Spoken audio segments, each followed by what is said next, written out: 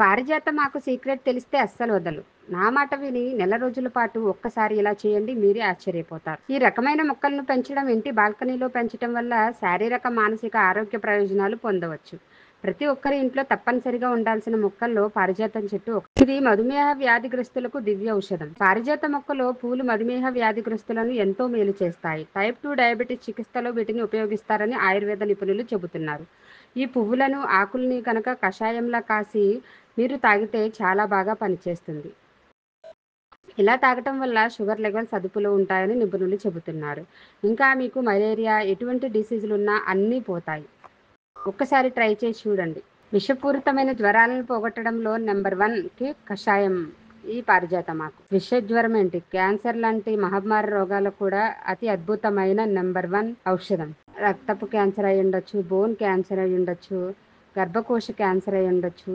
ఇలా 14 రకాల క్యాన్సర్లన్నిటికీ చెక్ పెడుతుంది ఈ పారిజాతమాకు.